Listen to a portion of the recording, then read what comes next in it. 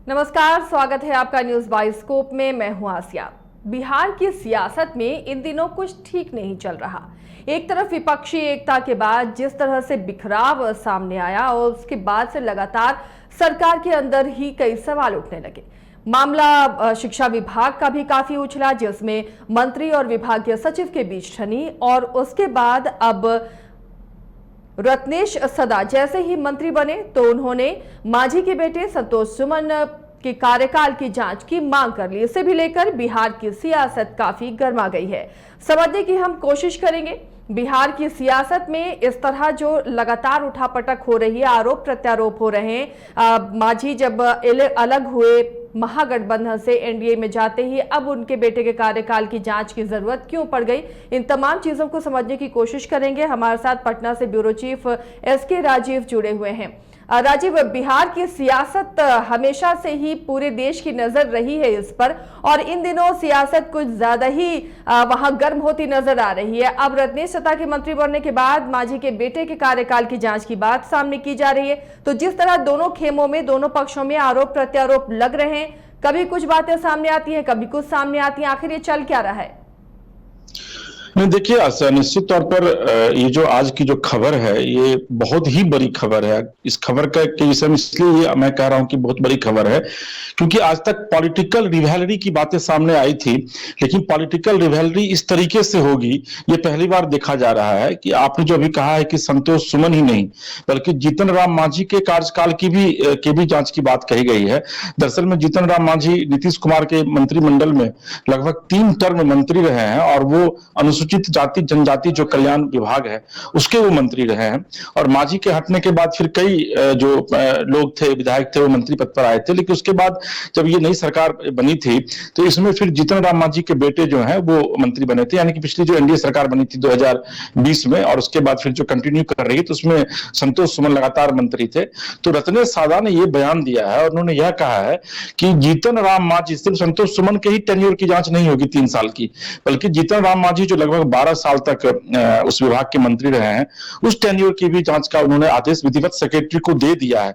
उन्होंने इस आदेश देने की बात नहीं कही है बल्कि विधिवत आदेश दे दिया गया। अब देखिए, ये वही रत्नेश सादा है, सहरसा सीट के सोनबरसा से ये जदयू के विधायक हैं ये, और पार्टी में इनकी कोई पूछ नहीं थी। सामान्य विधायक जिस तरीके से होता है वो होता है, लेकिन कहते हैं कि भाग्य कब किस वक्त किधर करवट बदल रही है कोई नहीं जानता। तो चूंकि ये जिस जाति से जीतन राम मांझी बिलोंग करते हैं उसको हम लोग गवई अंदाज में मुसहर जाति कहते हैं, तो उसी जाति से ये बिलोंग करते हैं। और नीतीश कुमार को यह लगा कि जीतन राम मांझी के जाने के बाद जो एक गैप आएगा उस गैप को आखिर कैसे भरा जाए, तो फिर रत्नेश सादा का अचानक नाम आया। और रत्नेश सादा जब मंत्रिमंडल का में ओथ लेने के लिए आए थे तो बिल्कुल वो रो पड़े थे। उन्होंने कहा था कि उन्होंने कभी जीवन में सपने में भी नहीं सोचा था। और रत्नेश सादा का जो सफर जो है वो शुरू हुआ था, वो सहरसा के सोनबरसा में वो रिक्शा चलाते थे। आसिया, आप अंदाजा लगाइए कि वहां से विधायक बनना, 2-2 टर्म, और फिर मंत्री बनना।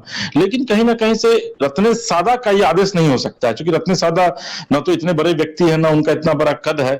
निश्चित तौर पर इसके पीछे कहीं ना कहीं से एक पॉलिटिकल हिडन एजेंडा है सरकार का। अब और मुझे लग रहा है कि बगैर नीतीश कुमार के कहे हुए रत्नेश सादा इतना बड़ा स्टेप नहीं उठा सकते, क्योंकि रत्नेश सादा एक ऐसे व्यक्ति हैं जिनको वेरी गुड का भी मतलब नहीं है। परसों जब वो जब गया में कल वो पत्रकारों से बात कर रहे थे तो उन्होंने कुछ पत्रकारों ने उनसे पूछा कि Ratnesh ji, it is a very good idea, तो उन्होंने कहा कि ये क्या होता है, मतलब उनको ये भी नहीं पता है। तो अब अंदाजा लगाइए कि जिस आदमी को इतना एक कॉमन सेंटेंस है, कॉमन वर्ड है, वो भी नहीं पता है, वो आदमी इतना एक बड़ा और कंक्रीट डिसीजन, इसको आप कंक्रीट डिसीजन कह सकते हैं, वो कैसे ले सकता है।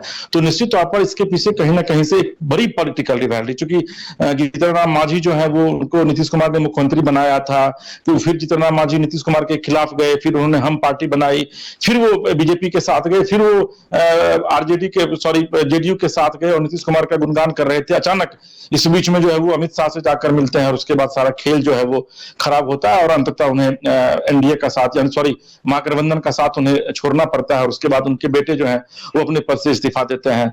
तो ये तमाम चीजें, चूंकि देखिए 5% जो वोट बैंक है, महागठबंधन में जो 5% जो वोट बैंक था जीतन राम मांझी की जाति का, मांझी के हटने के बाद निश्चित तौर पर उसमें एक बड़ी सेंधमारी होगी। तो अब नीतीश कुमार को तो ये लग रहा है कि भाई कल तक जो आदमी उनके साथ था, 5% वोट में से कम अगर 4% वोट भी उनकी कम्युनिटी का मिल रहा है नीतीश कुमार को, तो सीधे तौर पर एनडीए बीजेपी ने उसमें सेंधमारी कर ली है। तो नीतीश कुमार का बयान भी आप सुनी होंगी कुछ दिन पहले, उन्होंने कहा था कि जीतन राम मांझी उनके पीठ पर फिर एक बार छुरा घोंपा है और अच्छा हुआ कि वो चले गए। तो कहीं ना कहीं से इसी से जोड़कर इस कड़ी को देखा जा रहा है। और आप यकीन मानिए कि जिस तरीके से आज रत्न सादा ने जांच का आदेश दिया, इसके पहले बिहार मंत्रिमंडल में कभी ऐसा नहीं हुआ था बिहार सरकार में, 1947 जो आजादी के बाद से लेकर अभी तक, कि 15-15, 20-20 साल पहले जो मंत्री रहे हैं उनके टेन्योर की जांच होगी। और जांच आदेश जो दिया गया है आसिया, उसमें यह कहा गया है कि जो रिवेन्यू से जुड़े हुए मामले हैं, यानी कि अभी तक इस विभाग में कितने बजट आए, वो बजट कहां कहां दिया गया और उससे कितना कल्याण हुआ उस खास कम्युनिटी की, फिर अनुसूचित जाति जनजाति का कितना कल्याण हुआ, ये तमाम रिपोर्ट मांगी गई है। तब अंदाजा लगाई कि इसको, इसमें तो काफी ज्यादा वक्त भी लगेगा, क्योंकि किसी के पास मुझे नहीं लगता है कि 15-20 साल का पुराना रिकॉर्ड होगा, और उस समय तो कंप्यूटर भी इतना ज्यादा नहीं था कि आप उसमें डाटा स्टोर करके रख सकती थी। लेकिन निश्चित तौर पर एक चीज यहाँ पर आपसे समझना चाहूंगी, एक तरफ जहाँ शिक्षा विभाग को लेकर जो विवाद चल रहा था उसमें अपने सचिव का सपोर्ट करती हुई सत्ताधारी जदयू नजर आई, जबकि राजद अपने मंत्री के साथ नजर आया। अब जब एनडीए से मांझी अलग हुए हैं तो उनके कार्यकाल, उनके बेटे के कार्यकाल की जांच की बात जदयू मंत्री करते हैं। हालांकि रत्नेश सदा का करियर बेदाग रहा है, अभी तक कोई दाग नहीं लगा है। तो ये कुछ समझ में नहीं आ रहा है कि आखिर ये खिचड़ी क्या पक रही है। नहीं, मैं वही बता रहा था आपको आशा कि देखिए कहीं ना कहीं से नीतीश कुमार, इस पूरे पर्दे के पीछे जो है वो नीतीश कुमार है। क्योंकि रत्नेश सादा एक ऐसे व्यक्ति हैं, क्योंकि जहां से वो बिलोंग करते हैं, मैं भी उसी जिले से रहने वाला हूं, कि रत्नेश सादा कभी मीडिया से भी खुलकर बात नहीं करते हैं, आम लोगों से भी वो खुलकर बात नहीं करते हैं, बहुत ही सज्जन और सीधे व्यक्ति हैं।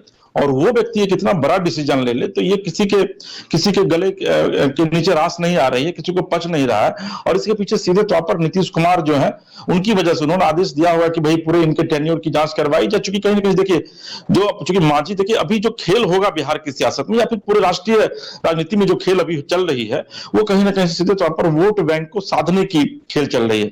तो नीतीश कुमार को ये लग रहा है कि भाई उनके साथ अगर मांझी जिस तरीके से उनका विरोध कर रहे हैं और खुलकर विरोध कर रहे हैं मांझी, अब उनके बेटे का बयान भी आया रत्न सादा को लेकर के, तब खुलकर जब वो विरोध करने लगे तो उनको लग रहा है कि भाई मांझी के साथ जो वोट बैंक है, मांझी की सभा में भी काफी भीड़ उमड़ रही है। अभी उन्होंने जब नवादा से उन्होंने एक यात्रा की शुरुआत की थी तो काफी भीड़ उनकी सभा में, यात्रा में उमड़ती थी। तो नीतीश कुमार को ये लग रहा है कि एक वोट बैंक को अगर प्रभावित कर रहे हैं तो क्यों नहीं जीतन राम मांझी और उनके बेटे को प्रभावित किया जाए। और यही वजह है कि एक जांच का आदेश दिया गया। हालांकि इस जांच के कोई परिणाम नहीं निकलेगा, जांच के कोई मायने नहीं निकलेंगे, क्योंकि जीतन राम मांझी पर अगर नीतीश कुमार कोई एक्शन लेंगे या फिर जो उनके बेटे सुमन है उन पर कोई एक्शन लेंगे तो निश्चित तौर पर जो उनका वोट बैंक है जो मांझी के साथ है वो और ज्यादा एग्रेसिव होगा। और जब ज्यादा एग्रेसिव होगा तो एग्रेशन में निश्चित तौर पर वो नीतीश कुमार के अगेंस्ट में वोट करेगा। लेकिन मांझी और संतोष सुमन को एक मेंटल प्रेशर में लाने के लिए निश्चित तौर पर रत्न सादा की तरफ से ये आदेश निकलवाया गया है, फिर ये आदेश दिलवाया गया है।